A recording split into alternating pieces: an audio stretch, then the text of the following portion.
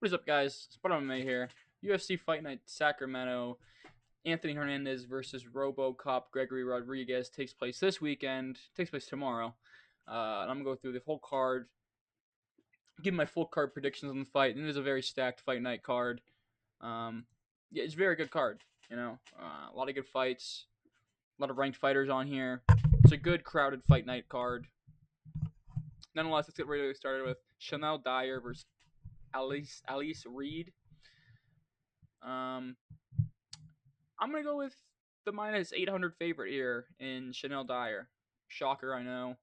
Um, she's actually pretty good on the feet, and Ellis Reed is not good at all. So I think that Chanel Dyer is gonna get a third round TKO or maybe a decision where she pushes the pace and gets a 30-27. But I'm gonna go with the TKO here and for Chanel Dyer. Yeah, Chanel Dyer, third round TKO. On to Wes Schultz versus Jackson McVeigh. This fight is like the Spider-Man meme, where there's the two Spider-Mans pointing at each other. Uh,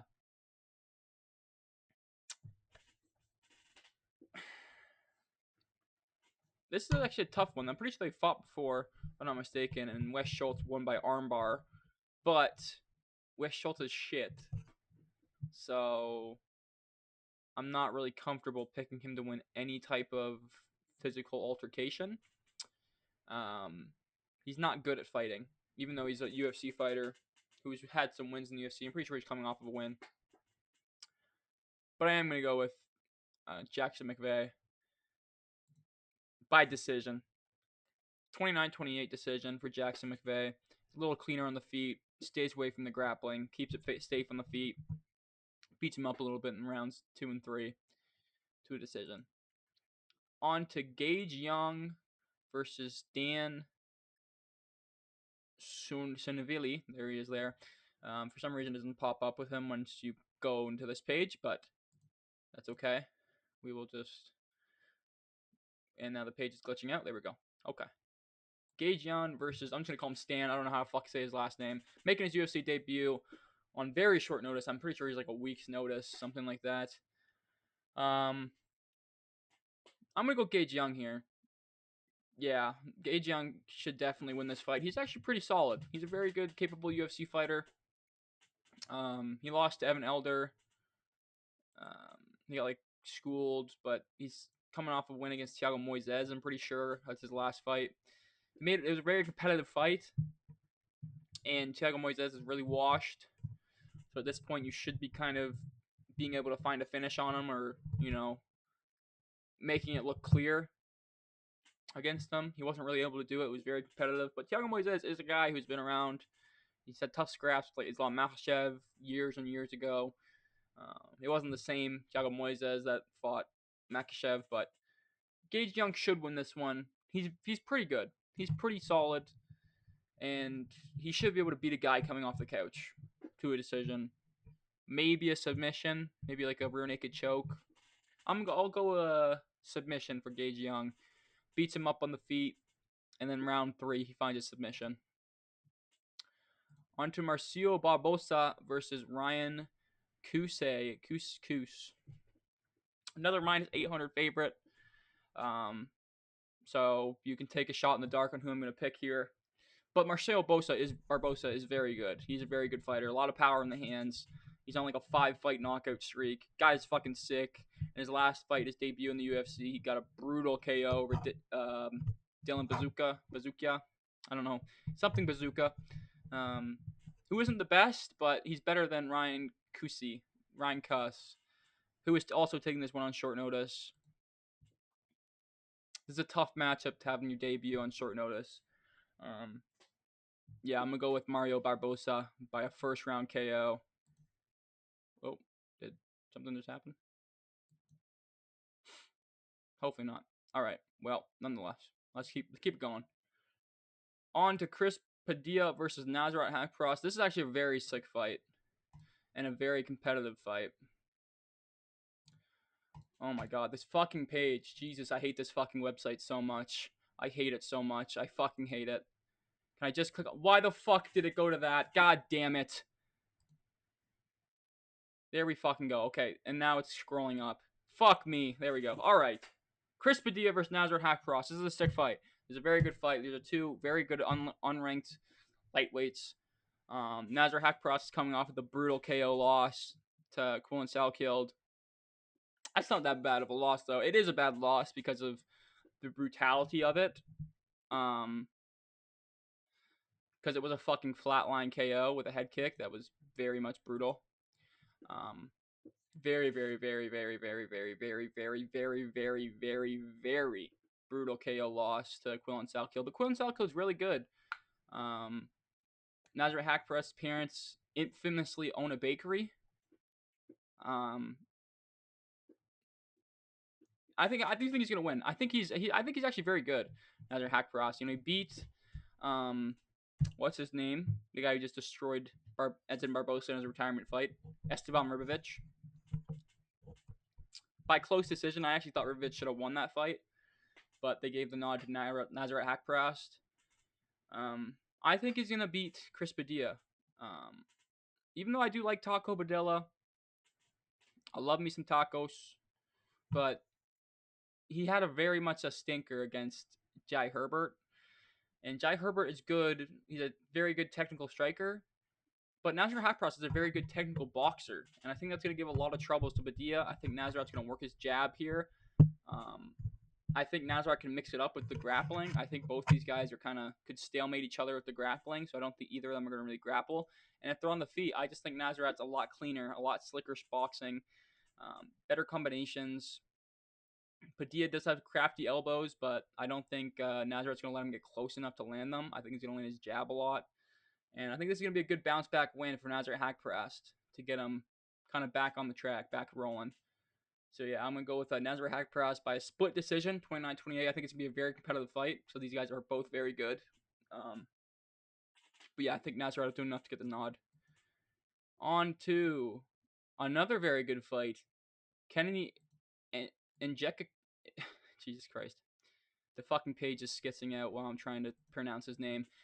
Kennedy Nzechukwu versus Shamil Gaziev, or as Hooper MMA would say, Kennedy and Nkwukwu versus Shamil Gaziev. But here, I'm going to go with Shamil Gaziev. He's a favorite. Very close odds. I don't think they should be this close. I think Gaziev should be a little bit bigger of a favorite because I don't think Kennedy Nzechukwu is good. I know he knocked out Carlos Ulberg, but that was like 6 years ago at this point. That was, I think, Ulberg's debut. He gassed out. And since Ulberg landed a million shots and Nzechukwu didn't get KO'd, his chin just hasn't been the same. I mean, his chin's so suspect. He lost to old man OSP before he moved up to heavyweight. Now he's at heavyweight. And he did look like he was going to go on a streak when he first made his heavyweight debut. I was high on him on heavyweight. I was very high on him. I thought he was going to be like a perennial contender, maybe get in the top 10, but then he met Volter Walker. He got heel hooked, and then he beat Marcin Buchecha, but it was just a stinker of a fight. And I just think that Shamil Gaziev is going to be able to blob max him a little bit here.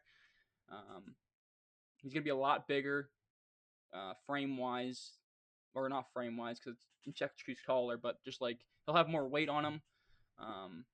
He cuts to heavyweight, which is crazy. Does he? Yeah, he does. He cuts to heavyweight, which is fucking crazy.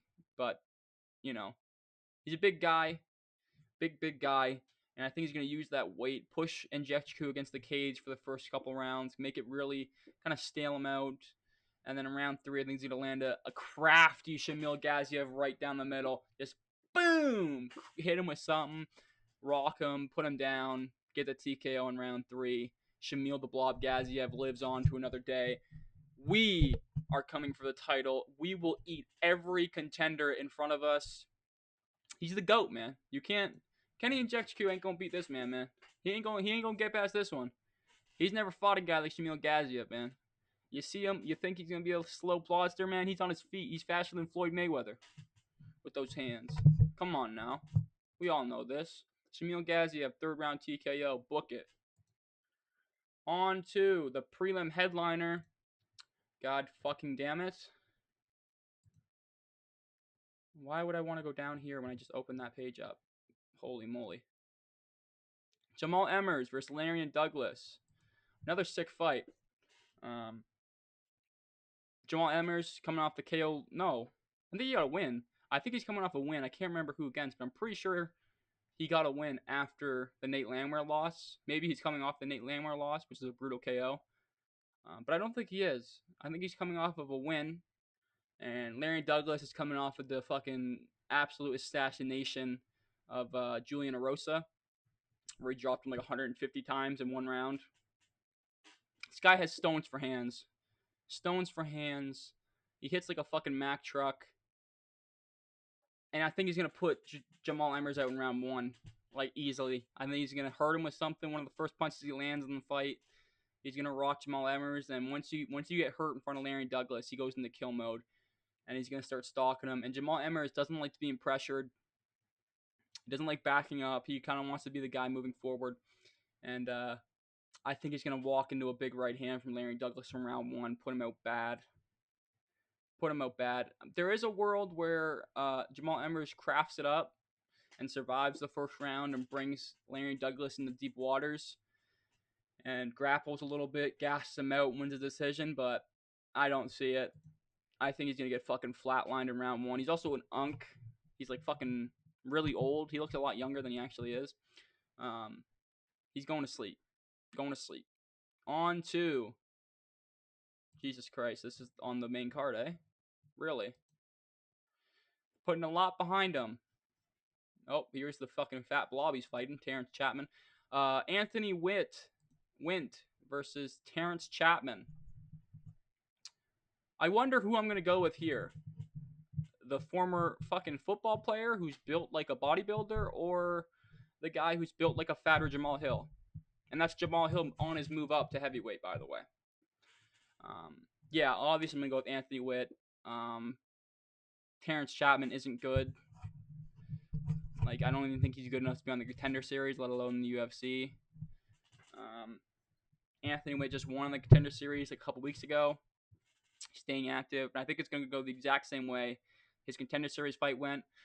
I think he's going to go in there, shoot a blast double leg, get him down against the fence, and just beat the shit out of him to a ground and pound TKO in round one. He's a minus 1,000 favorite for a reason. He's not going to lose this fight. Simple. Okay. On to Carly Judice versus Giselina Chavez. Undefeated Brazilian woman versus probably a top 5 favorite women's fighter of mine in Carly Judice. I think Carly Judice is sick, and I think she's going to beat the shit out of Giselina Chavez. I think she's going to work her jab. She's a beautiful jab. She also has good kicks, good front kicks, good head kicks. She's gonna empty the bag of tricks on her in this one. Carly Judice is. She's really good. She has really sick boxing. She's both of her losses, I think she should have won. They were both razor close decisions.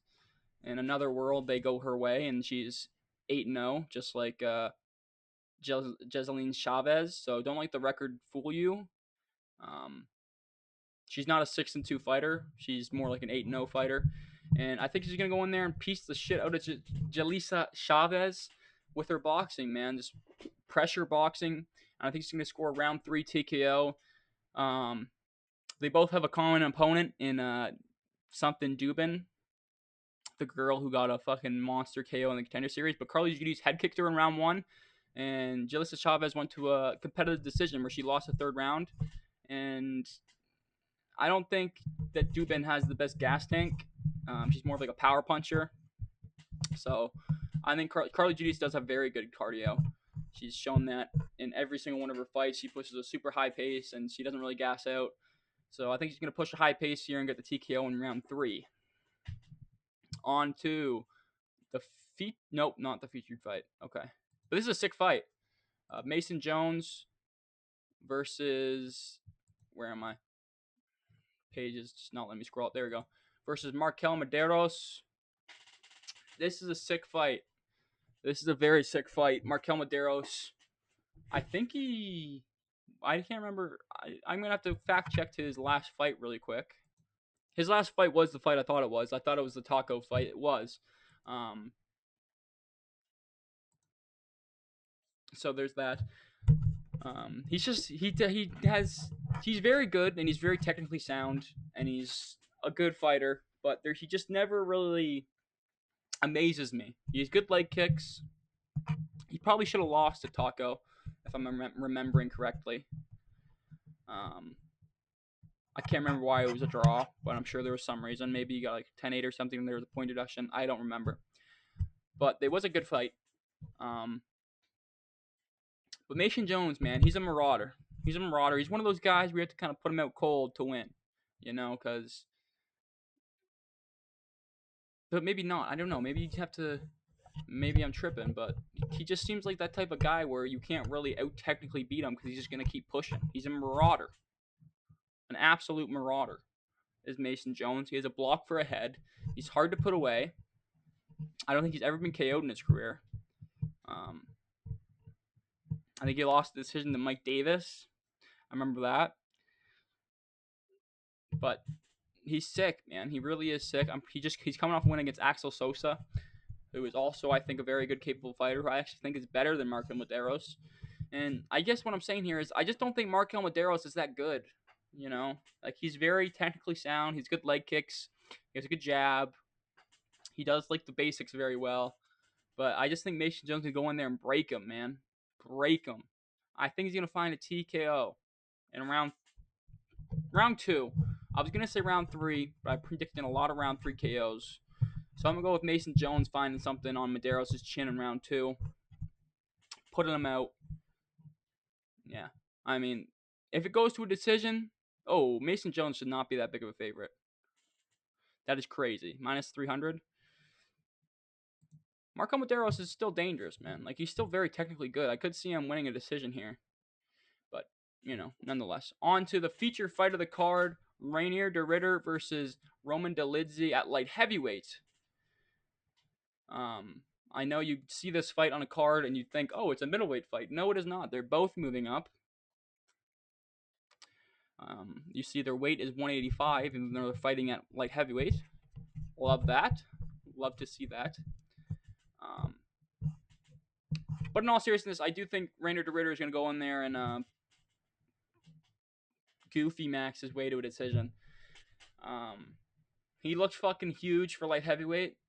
Roman Dolidze is just kind of Roman Dolidze. He has fought at light heavyweight in the past against Anthony Smith, but it's Anthony fucking Smith, and he went to a close competitive decision with him. I mean, come on, like fuck me. You gotta. I think Rainier de Ritter, if he fought Anthony Smith, he would fucking pick him up, throw him around the cage, and submit him in round one, maybe round two. Roman Dolidze does have some pop in his hands. He's good thudding kicks, but I think Rainier de Ritter is going to goofy max on him, man. He's going to land those goofy ass knees to the body. He's going to land those goofy jabs with goofy straights. And I think when it comes to the wrestling and the grappling, I know Roman Dolidze is a very good grappler, but I think Rainier de Ritter is better at grappler. He's a better grappler than him, I think. Yeah. Yeah. Like, and I also think he's done better against good comp than Roman Dolidze. Whenever Roman Dolidze fights someone good, he gets fucking destroyed. The Anthony Hernandez fight, he got fucking destroyed. The Imavov fight, he got outclassed. Should have been TKO'd, but it was different ruling.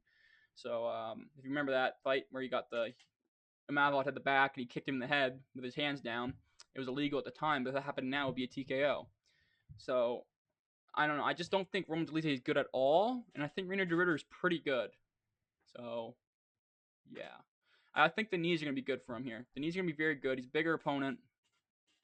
I think he's going to be able to knee the shit out of him and win a decision.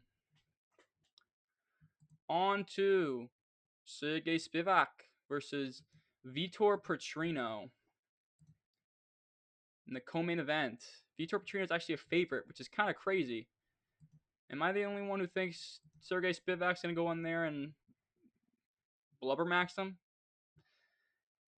Spivak looked very improved in his last fight. He looked like a very capable striker. And I just haven't been really impressed with Vitor Petrino. He did beat what's his name, Blob Holloway. That's gonna piss me off. I can see his face. The guy with all the rolls on him. He looks like melted ice cream. He was actually very good, and he just got a TKO in his last fight. You know who I'm talking about. I know who I'm talking about. I have to search him up. I've got a Vitor Petrino. We're gonna find this out on the fly. There it is. Steven Asplund. I knew that. I know who Steven Asplund is. I'm an Asplunderer myself, so um, yeah, I'm gonna go with Sergey Spivak here. I don't think Petrino's gonna be able to get his grappling off. And on the feet, he's a little small for the division. He's like a big ball of muscle, but even though on here it says he's listed at 6'2", I think he's like 6'1". I think Spivak's a taller 6'3". I think Spivak's gonna be able to use his jab, be technical on the feet enough, and then mix in the grappling. I think he's gonna have a grappling advantage here, and I think he's gonna win a decision, 29-28 decision, maybe a split decision. Maybe it's a robbery where Spivak should have won, but the UFC wants Petrino to be their big kind of star in the heavyweight division, so they give him the nod. But I like Spivak for by decision here. Maybe a submission. Maybe Vitor Petrino gasses out because he does not have a good gas tank. And Spivak's a guy he's been 3 rounds a lot in his career. So maybe he gets like a later round submission. But I think decision. Sergey Spivak by decision. Kind of blob maxing a little bit. Get him up against the cage. Making him carry his weight. Breaking him down. Petrino will probably come out really good and fast in the first round. I just think Petrino's opportunity to win this fight is in the first 2 rounds. And I don't know if he has the tools to finish Spivak in the first 2 rounds. He could, like he KO'd Thomas Peterson. So he could go in there and just flatline Spivak in round 1, and then we have a big star at heavyweight, but I don't see it. I got Spivak by decision. On to, and he's an underdog. Good, because I'm not picking a lot of underdogs on this card, so it's good I get at least one. The main event of the evening, I kind of spoiled who I'm going with by saying I'm not picking underdogs here, but I am going with Fluffy Hernandez. I'm scared. I'm very scared to pick him because Gregory Rodrigues hits like a fucking truck, and Anthony Hernandez is very chaining to the body. Very chaining to the body. Like, I think if RoboCop goes in there with a good game plan and targets the body a lot, he probably will win the fight, but I just think if it goes past the halfway point of round 2, Fluffy's gonna fucking dominate him, you know? And losing to Sean Strickland ain't that bad, man. It ain't that bad. If he beats Sean Strickland, there's a chance that Fluffy Hernandez right now is the middleweight champion of the world. Not saying he would beat Shimea, but I think he might, I think it would be a very competitive fight, to say the least. Like, Gregory Rodrigues' chance to win this fight is going in there and bulldozing him in round 1, bulldozing him in round 2, and getting the quick KO. But I can't pick him to do that because his gas tank is so bad. And Fluffy's grappling, it makes guys gas out 10 times faster than a normal fight. Because he just fucking ragdolls guys, makes them work. He's so good at making guys work when he grapples that they just gas out. He also has phenomenal cardio, and he's able to push that pace for 5 rounds. And I think it's gonna be a lot like the Michel Pereira fight for Anthony Hernandez, where he's just kind of assaulting him sexually, if you get what I'm saying. Just fucking slamming him around, dragging him down, making him get back up, making him work up, beating him up on the ground, attacking submissions, not getting too aggressive on the submissions where he's gonna lose position, and just beating the shit out of Gregory Rodrigues to a round 4 TKO. Round 4 TKO for Anthony Hernandez.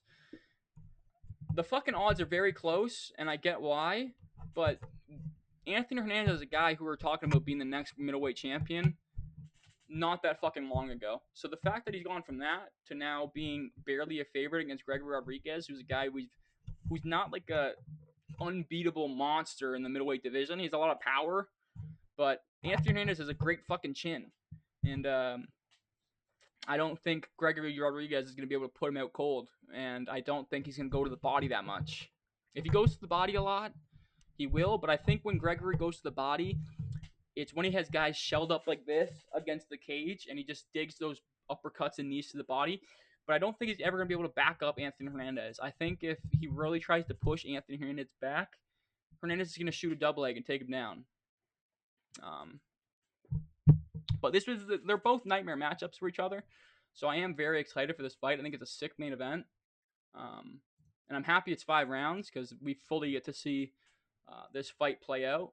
So, yeah, I'm very excited for it. I got Anthony Hernandez by round 4 TKO to do the ground and pound. And those are my picks, man. Let me know in the comments if you agree or disagree on any of my picks. And see you next time, boys. Peace out.